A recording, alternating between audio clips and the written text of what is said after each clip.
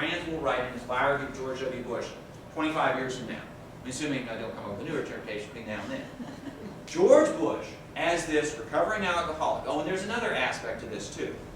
And one has to be careful about this because it gets on people's sensitivities. But George Bush is a born-again Christian and believes that God has a design for everybody's life. And an important aspect of your own salvation and your happiness on earth is figuring out what God has by way of design for your life. Why did God put me here? What does God want out of me? And it's not supposed to be that obvious. It's supposed to be something that you have to reflect on, you pray about, and you hope for some kind of enlightenment. Now, this is my interpretation, and I might be way off base, but between the sort of recovering alcoholic personality and this belief that God has a design for George W. Bush, and given the fact that he became president under these very contentious circumstances, I have to think that George Bush from January, well actually from, when is it, late November of 2000, when the Supreme Court says, you're the guy, until September 11th, 2001, George Bush is asking himself, no, what is the purpose of my presidency? Why did the stars align in such a way to make me president? Because there are all sorts of things that could have happened to make me not president. You know, the vote could have gone the other way in Florida. It could have gone the other way in the Supreme Court. But God made me president for some reason. I just haven't figured out what that reason is yet. And then along comes 9/11. And George W. Bush has this epiphany. God made me president to deal with this threat to the United States. And the threat is from international terrorism. And how are we going to deal with it? Well, we could simply attack the Al-Qaeda bases in Afghanistan, and of course the United States did, just a few months after 9/11. But that doesn't get at the heart of the problem. At that point, George W. Bush, who until then had a very modest agenda regarding foreign policy, in the campaign of 2000, he said, you know, we're not into nation building. We don't do this kind of stuff. We look after our own interests narrowly defined. But at that point, George W. Bush engaged on what is the most ambitious program of American foreign policy certainly since the early Cold War.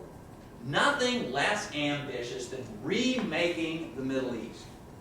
And the war in Iraq was all about changing circumstances in the Middle East. Now, the initial rationale, excuse for going into Iraq was to seek out these weapons of mass destruction. But as members of the administration admitted, it became apparent after no weapons turned up, that was simply the most plausible excuse. That's what you could sell to Congress and the American people. Because even before Bush became president, there was a group within the conservative wing of the Republican Party, the neoconservatives, who've been talking about the need to overthrow Saddam Hussein and to try to democratize the Middle East. And George Bush bought into this. This was why he became president. This was what his purpose was. And like that recovering alcoholic, who recognizes that every day is a challenge.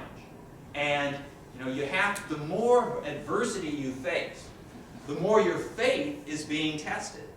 And just because what you're doing becomes difficult, just because it becomes unpopular, is no reason to give it up. No. In fact, all the more reason to cling to it. And this is why I'm convinced that Bush will stick by the policy in Iraq, regardless of how unpopular it might become. And he'll go out, he's going to leave office, and in a certain respect, he's going to leave office unpopular. And in a certain respect, his very unpopularity convinces him that he's right. Because if he changed his policy on account of its unpopularity, well then he would be failing the test. The test of faith is your ability to sustain the faith during difficult times. The test of the recovering alcoholic is, can you be in a room where other people are drinking and you not succumb to that temptation? So in this case, the worse things get in Iraq, the more convinced he is that he's right. Now, does he think about how historians like me are going to view him? I don't know. I think that's the least of his concerns. He's really concerned is this the right thing to do? And there is a certain part of every American voter who admires that kind of thing. We like the president who stands up for what he believes, even if it's unpopular. Of course, here's where the rub comes in. It might be unpopular. The question is it right? You know, is there any hope of democratizing the Middle East? If there is, and if the experiment in democracy in Iraq succeeds, and if it spreads throughout the Middle East, so that 50 years from now, the Middle East is filled with democratic countries, and the Middle East, the Muslim Middle East, begins to look like Western Europe. You know, Western Europe was the most warlike place on earth for the first half of the 20th century. And then everybody bought into democracy and free market economies, and it's been peaceful and prosperous. There is a success story.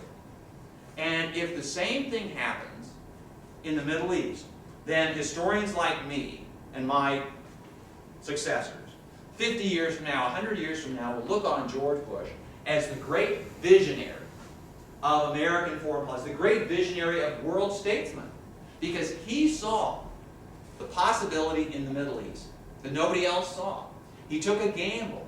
He sent American troops, expended American treasure, but the result was this brilliant success, and he will be hailed as one of the great American presidents, if he's right.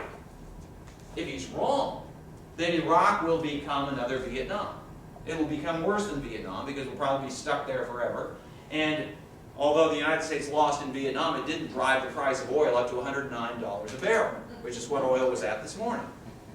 Okay? So if he's wrong, then it's a disaster. And he will be seen as arrogant, foolish, somebody who's playing out his own psychological problems on the world stage, who sacrificed, who knows, by that time, tens of thousands of American lives, hundreds of thousands of Iraqi lives, to this sort of private psychological problem he's trying to work out. So the thing is, we don't know which scenario is going to unfold. Check back with me 50 years from now, and I'll let you know.